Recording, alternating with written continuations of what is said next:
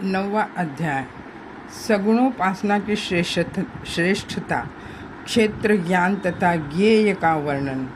वरेण्य बोले, हे भगवान मूर्तिमान, आपकी जो अनन्य भाव से उपासना करते हैं, जो अक्षर एवं परम अव्यक्त आपकी उपासना करते हैं, उनमें श्रेष्ठ कौन है? हे विभो, आप सब जानने वाले, आपके साक्षी भूत भावन ईश्वर हैं। इस कारण मैं आपसे पूछता हूँ, आप कृपा कर कहिए। श्री गणेश जी बोले, जो भक्त मूर्तिमान मेरी भक्ति पूर्वक उपासना करता है, वह हृदय में मुझे धारण करने वाला अनन्य भक्तिमान मुझे विशेष मान्य है। संपूर्ण इंद्रियों को अपने वश में करके सब प्राणियों का हित करता हुआ जो अक्षर अव्यक्त सर्वव्यापी और कुटस्थ स्थिर ब्रह्म का ध्यान करता है तथा जो जानने में अशक्य मेरी उपासना करता है, वह भी मुझे ही प्राप्त करता है। उसका भी मैं संसार सागर से उद्धार करता हूँ। अव्यक्त ब्रह्म की उपासना करने वाले जनों को अधिक क्लेश भोगना पड़ता है। जो व्यक्त स्वरूप की भक्ति से प्राप्त होता है, वही अव्यक्त की उपासना से होता है।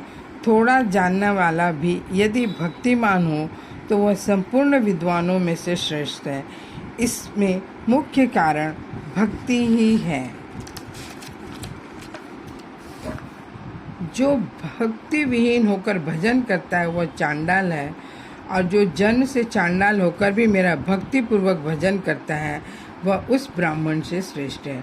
शुकादि तथा सनकादि ऋषिगण भक्ति से ही मुक्त हुए हैं, और भक्ति से ही नारद और चिरजीवी मार्कंडेय आदि मुझको प्राप्त हुए हैं। इस कारण भक्ति से मन और बुद्धि मुझ में लगानी चाहिए। हे राजन, भक्ति पूर्वक मेरा यजन करोगे तो मुझको ही प्राप्त होगे। हे राजन, यदि मुझ में अपना मन न लगा सको तो अभ्यास योग से मुझे प्राप्त होने का यत्न करो, और जो यह भी न हो सके तो जो कुछ कर्म करो उसे मुझे अर्पित करो। मेरी कृपा से तुम परम शांति को प्राप्त होगे। और यदि यह भी न कर सको तो यत्न पूर्वक तीनों प्रकार के कर्मों के फल का त्याग करो। प्रथम मुझ में बुद्धि लगाना श्रेष्ठ है, उससे ध्यान श्रेष्ठ है, उससे संपूर्ण कर्मों का त्याग श्रेष्ठ है, इससे अत्यंत श्रेष्ठ शांति है। जो अहंकार का त्याग करने वाला, ममता बुद्धि से रहित, द्वेष न करने वाला, सब में करुणा रखने वाला और लाभ अलाभ सुख दुख मान अपमान में एक दृष्टि रखने वाला, वह मेरा प्रिय है। जिसको देखकर किसी को भय नहीं होता और जो मनुष्य से भय मुक्त नहीं होता, उद्वेग भय क्रोध और हर्ष से जो रहित, तो वही मेरा प्रिय है। शत्रु मित्र निंदा स्तुति हर्ष शोक में जिसका चित्त एक है, जो मौनी स्थिर चित्त भक्तिमान और असंग है, वह मेरा प्रिय है। जो मेरे इस उपदेश का पालन करता है, वह त्रिलोकी में नमस्कार के योग्य है, और वह मुक्तात्मा मेरा सदा प्रिय है। जो अनिष्ट की प्राप्ति में द्वेष और इष्ट की प्राप्ति में हर्ष नहीं करता है तथा क्षेत्र और क्षेत्रज्ञ को जानता है, वही मेरा सबसे प्रिय है। वरेण्य बोले, हे गजानन, क्षेत्र क्या है, उसको जानने वाला कौन है, उसका ज्ञान क्या है? हे करुणा सागर, मुझ प्रश्न करने वाले को यह सब आप बताइए। श्री गणेश जी बोले, पृथ्वी जल आदि 5 महाभूत और उनकी गंध रस आदि तन मात्राएँ, 5 कर्मेंद्रियाँ अहंकार मन बुद्धि और 5 ज्ञानेंद्रियाँ अव्यक्त मूल प्रकृति इच्छा धैर्य द्वेष सुख दुख और चेतना रहित, यह सारा समूह क्षेत्र कहलाता है।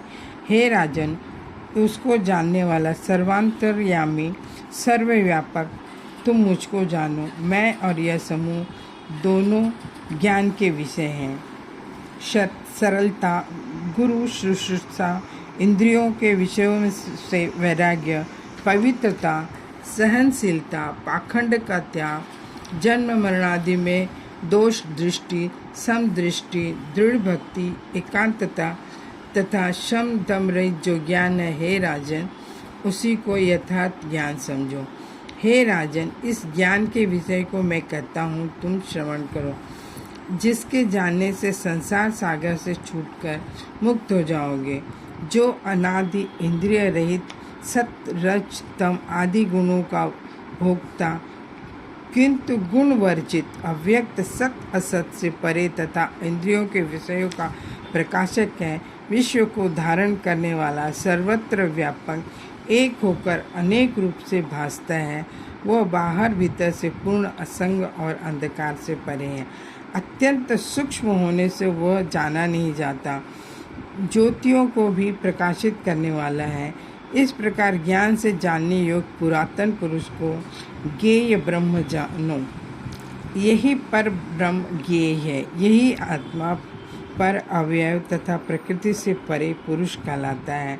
वह प्रकृति से उत्पन्न हुए गुणों को भोगता है।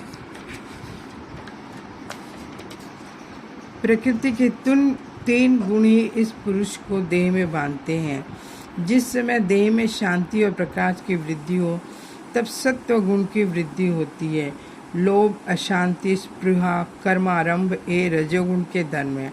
मोह, आलस्य, अज्ञान और प्रमाद, इन्हें ही तमोगुण जानना चाहिए।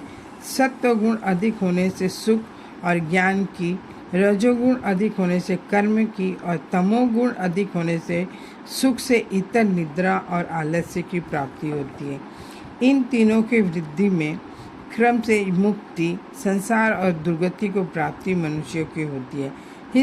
इस कारण हे राजन, सत्व गुण युक्त हो। हे नरेश्वर, तदनंतर सर्वभाव से तुम मेरा भजन करो और निश्चल भक्ति से सर्वत्र स्थित मुझे स्थित जानो।